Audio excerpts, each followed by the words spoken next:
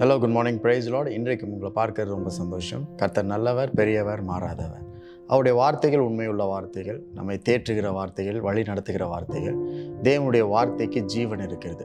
அப்போ அந்த வார்த்தையை நம்ம படிக்கும் பொழுது, அந்த வார்த்தையின்படி நம்ம செயல்படும் பொழுது, செவி கொடுக்கும் பொழுது, அந்த வார்த்தைக்குள்ளே இருக்கிற வசனத்திற்குள்ளே இருக்கிற ஜீவன் நமக்குள்ளே டிரான்ஸ்ஃபர் ஆகி ஒவ்வொரு நாளும் நம் வாழும்படிக்கு, பரிபூர்ண ஜீவனில் வாழும்படிக்கு நம்மளுக்கு உதவி செய்கிறது. இன்றைக்கும் அப்படிப்பட்ட ஜீவன் நிறைந்த நாளாக இருக்குது. அதுக்காக ஆண்டவருக்கு நன்றி செலுத்துங்க. 1 தெசலோனிக்கேயர் 5ஆம் அதிகாரம் 11ஆம் வசனத்தில் இப்படி படிக்கிறோம். ஆகையால் நீங்கள் செய்து வருகிறபடியே ஒருவரை ஒருவர் தேற்றி ஒருவருக்கொருவர் பக்தி விருத்தி உண்டாகும்படி செய்யுங்கள். ஒவ்வொரு நாளும் நம்முடைய வாழ்க்கையில் யாராவது ஒருவரையாவது நாம் தேற்ற வேண்டும், யாராவது ஒருவரையாவது உற்சாகப்படுத்த வேண்டும், ஊக்குவிக்க வேண்டும், உபசரிக்க வேண்டும், பலப்படுத்த வேண்டும். இதை நம்ம கான்ஷியஸாக செய்யணும்.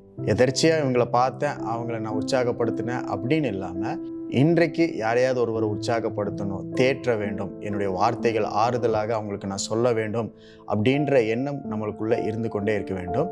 நம்மளே செலக்ட் பண்ணணும். இவங்களுக்கு நான் சொல்ல போகிறேன், இவங்களை நான் கால் பண்ண போகிறேன், இவங்ககிட்ட நான் பேச போகிறேன் அப்படின்னு சொல்லி நம்மளே செலக்ட் பண்ணி ஒருவரை ஒருவர் தேற்ற வேண்டும். ஒவ்வொரு நாளும் யாராவது ஒருவரையாவது நாம் தேற்ற வேண்டும். ஒவ்வொரு நாளும் பல பேர் நம்மளை யாராவது உற்சாகப்படுத்த மாட்டாங்களா, நம்மளுக்கு யாராவது ஒரு நல்ல வார்த்தையை சொல்ல மாட்டாங்களா அப்படின்னு நிறைய பேர் ஏக்கத்தோடு இருக்கிறாங்க.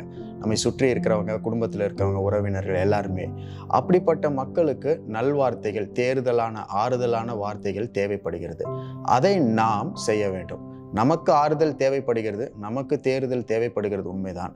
ஆனால் நம்ம விட மோசமான நிலைமையில நிறைய பேர் இருக்கிறாங்க. அப்போ உங்களுடைய வார்த்தை பிறரை உற்சாகப்படுத்தவும் பலப்படுத்தவும் வேண்டும். யாரையாவது ஒருவரை நீங்க பார்க்கும் பொழுது அவங்களுடைய முக்கியத்துவம் என்ன என்பது அவங்களுக்கே நீங்க தெரியப்படுத்தணும்.